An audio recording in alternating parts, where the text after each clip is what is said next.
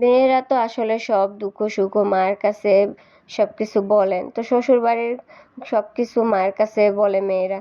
তো কিছু বললে মা বলবে যে সবকিছু মুখ বুজে সহ্য করতে হয়, মেয়েদের এমন এক কপাল। আসলে মা জিনিসটাই এমন, মেয়েদেরকে ভালো কিছুই বুঝায়। তো আসসালামু আলাইকুম, কেমন আছেন সবাই? আশা করি যে যেখান থেকে দেখছেন সবাই অনেক ভালো আছেন।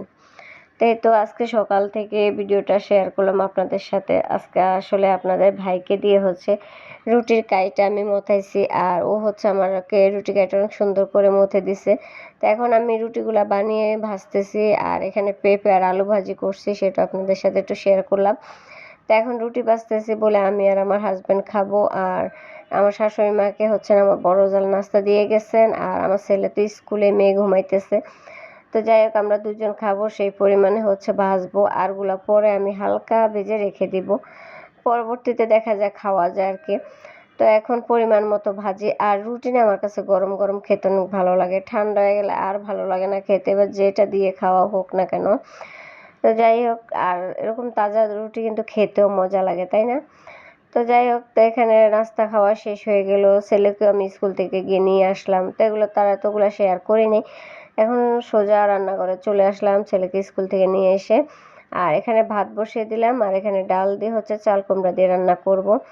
তো যাই হোক, যেটা বলতেছিলাম, আসলে সব কিছু রেডি করে নিছি। এই তো এখানে কচুর মুখে দিয়ে কই মাছ দিয়ে রান্না করব, আর ছেলের জন্য দুটা রুটি ভেজে দিই। ছেলে যেহেতু স্কুল থেকে আসছে, ওর তো খিদা লাগছে, তাই না? তো যাই হোক, যেটা বলতেছিলাম যে আসলে শ্বশুর বাড়িতে হোক, যে কোনো সমস্যা হলে মেয়েরা মায়ের কাছে বলেন। তো মায়েদের কাছে বললে মায়েরা মেয়েদেরকে সুন্দর করে বুঝিয়ে দেয়। আসলে মা জিনিসটাই এমন, এত মায়ার, এত আবেগের মা। মা কাকে বলছে আর কি। তো মায়েরা সুন্দর করে বলে বুঝিয়ে দেয় যে আসলে শ্বশুর বাড়িতে এরকম হয়, সবার সাথেই হয়। তোমার সাথে হয়েছে, তোমার হয়তো সন্তানের সাথেও হবে এরকম। শ্বশুরবাড়িতে সবাই একটু না একটু কষ্ট দুঃখ মিলিয়ে থাকতে হয়। কোনো কিছু বলে মারা সুন্দর করে বুঝিয়ে দেন। আসলে সবাই কিন্তু এরকমভাবে বুঝাতে পারে না।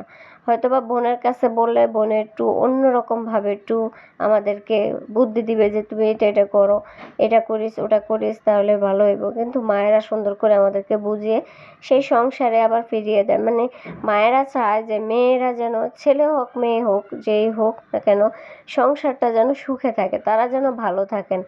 মা এমনই, মারা চায় আমরা যেন ভালো থাকি, সুস্থ থাকি, এই দোয়াই মারা সবসময় কামনা করেন। তো যাই হোক, দেখেন গল্প করতে করতে কিন্তু আমার রান্না হয়ে গেছে। ওখানে আমি ডাল বাগার দিয়ে নামিয়ে নিচ্ছি, আর এখানে কই মাছ দিয়ে কচুর মুখে দিয়ে রান্না করছি। আর কচুর মুখী কেন জানি আমার কাছে খেতে অনেক ভালো লাগে। থাকবেন, সুস্থ থাকবেন, এই পর্যন্তই, আল্লাহ হাফেজ।